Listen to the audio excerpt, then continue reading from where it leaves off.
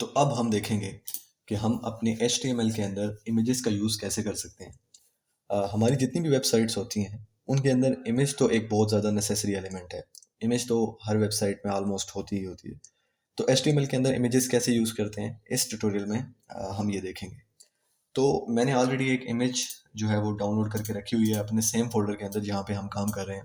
ये test.jpg नाम के, ठीक है। इसको मैं अगर एक बार ओपन करके आपको दिखा दूँ तो ये मेरे पास एक इमेज है, ठीक है।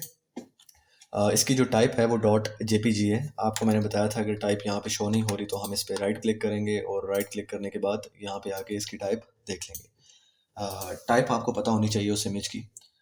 अच्छा, उसके बाद हम क्या करेंगे, इमेज के लिए हमारे पास एक टैग होता है, उसको हम बोलते हैं IMG टैग, ठीक है। यहाँ से मैंने टैग ओपन किया, यहाँ से क्लोज किया, लेकिन इस टैग को क्लोज इस तरह करने की ज़रूरत नहीं है। हम सिंपली इस तरह यूज़ करके इस तरह भी क्लोज कर सकते हैं कि मतलब यहाँ पे ये ओपन हुआ, दरमियान में टैग का नाम आया और यहाँ पे आके ये क्लोज हो गया। अभी अगर मैं इसको सेव करूँ और एक बार अपने पेज को रिफ्रेश करूँ तो मेरे पास कुछ भी शो नहीं हो रहा। क्यों नहीं हो रहा? क्योंकि मैंने अभी तक उसको बताया नहीं है कि मैं कौन सी इमेज इस इमेज टैग के अंदर यूज़ करना चाहता हूँ। मतलब मैंने उस इमेज का पाथ भी इसको देना है। सेम उसी तरह जिस तरह हमने लास्ट ट्यूटोरियल में href का टैग दिया था, एंकर टैग दिया था, उसके अंदर href का एट्रीब्यूट दिया था, उसी तरह इमेज के अंदर हम एक एट्रीब्यूट देते हैं src का। अब src का मतलब है कि सोर्स क्या है, उस इमेज का सोर्स क्या है, उसकी लोकेशन क्या है, कहाँ पे पड़ी हुई है वो इमेज। तो वो सेम फोल्डर के अंदर पड़ी है जहाँ पे मैं करंटली काम कर रहा हूँ। अगर मैं देखूँ तो मैं आपको फोल्डर दिखाऊँ तो ये देखें सेम फोल्डर है, HTML नाम का फोल्डर है। मेरी करंट फाइल भी यहीं पे है, ये first.html जहाँ पे मैं काम कर रहा हूँ, और ये test.jpg ये भी यहीं पे पड़ी हुई है। तो सिंपली मैंने यहाँ पे आके लिख देना है source is equal to test.jpg, ठीक है। आपने ये इन कोटेशन मार्क्स के अंदर लिखना है test.jpg, ठीक है। और जैसे ही मैं इसको सेव करूँगा और सेव करने के बाद अपने पेज को रिलोड करूँगा तो ये देखें मेरे पास मेरी इमेज डिस्प्ले हो चुकी है। अब एक चीज़ है, अगर मैं ये जो जेपीजी है ये हटा देता हूँ और इसको दोबारा से सेव करके रिफ्रेश करता हूँ तो ये देखें मुझे इमेज शो नहीं हो रही, एक इमेज का सिर्फ आइकन शो हो रहा है, ठीक है। क्योंकि वो फेच नहीं कर पा रहा है इमेज को, उसको नहीं पता कि कौन सी इमेज है। ऐसा क्यों करता है HTML? क्या पता हमारे पास यहाँ पे किसी टेस्ट नाम की कोई और इमेज हो, या उसकी टाइप test.png हो, या कुछ इस तरह का मतलब हो। वैसे होता तो नहीं है कि एक फोल्डर के अंदर सेम नाम का हम रिपीटिशन नहीं कर सकते, लेकिन इन केस सिक्योरिटी रीजंस की वजह से जो है HTML क्या करता है उसकी टाइप भी साथ लेता है। तो हम test.jpg इस तरह लिखेंगे और पेज को रिफ्रेश करेंगे तो हमारी इमेज डिस्प्ले हो जाएगी। अब मान लीजिए कि अभी तो हमारी जो इमेज थी वो सेम फोल्डर के अंदर पड़ी हुई थी, ठीक है। अब मान लो कि ये जो इमेज है ये भी इस टेस्ट फोल्डर के अंदर पड़ी हुई है, मतलब इमेज यहाँ पे पड़ी हुई है, और मेरी जो फाइल है जिस पे मैं काम कर रहा हूँ वो ये वाली है। तो अब दोनों का पाथ डिफरेंट हो गया है। अब मैं क्या करूँगा, अब अगर मैं इसको एक बार रिफ्रेश करूँ तो मेरी इमेज मुझे शो नहीं होगी, क्योंकि वो क्या करेगा, वो देखेगा कि test.jpg की फाइल अगर है तो उसको डिस्प्ले करा दो, लेकिन हमने उसका पाथ चेंज कर दिया।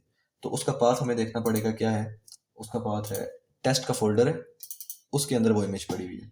तो हम ऐसे लिखेंगे टेस्ट बैकस्लैश और test.jpg। अब अगर मैं इसको रिफ्रेश करूं तो ये मेरे पास इमेज दोबारा डिस्प्ले हो चुकी है। इसी तरह मैं इस इमेज की विड्थ और हाइट भी सेट कर सकता हूँ। लेट्स से मैं कहूँ width is equal to 100 pixels और height is equal to 200 pixels. इसको सेव करते हैं और दोबारा एक बार रिफ्रेश करते हैं तो ये देखें इसकी मैंने विड्थ और हाइट भी सेट कर लिया है। ये जो विड्थ और हाइट है ये बेसिकली स्टाइलिंग में आता है, वो जब हम CSS का कोर्स करेंगे तब जाके देखेंगे। वैसे मैंने आपको एक ओवरव्यू देने के लिए बताया कि हम यहाँ से विड्थ और हाइट सेट कर सकते हैं इस इमेज की, मतलब छोटी बड़ी कर सकते हैं। इसके अलावा अगर आप कोई इमेज जो है वो डायरेक्टली उठाना चाहते हैं गूगल से, लेट से मैं लिखूँ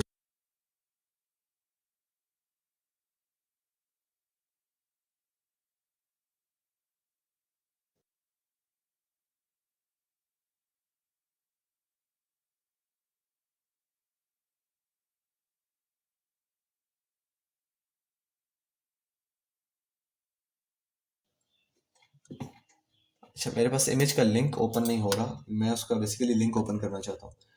open image, image in new tab, ये उस इमेज का लिंक है। आपने राइट क्लिक करना है और open image in new tab. तो आप ये वाला लिंक भी पेस्ट कर सकते हैं अपने SRC के अंदर। तो मतलब यहाँ पे आके आप ये वाला लिंक ऐसे पेस्ट कर सकते हैं, ठीक है। तो अब क्या होगा, अब अगर मैं इसको रिफ़्रेश करूँ तो ये देखें मेरे पास वो वाली इमेज डिस्प्ले हो चुकी है। तो आप इस तरह भी इमेजेस डिस्प्ले करवा सकते हैं, लेकिन ज़्यादा बेहतर तरीका यही है कि आप उस इमेज को डाउनलोड कर लें और डाउनलोड करने के बाद आप उसको यूज़ कर लें। तो आई होप आपको ये वीडियो अच्छी लगी होगी। इमेज टैग का आपको अच्छे तरीके से समझ आ चुका होगा। मिलते हैं हम नेक्स्ट वीडियो में।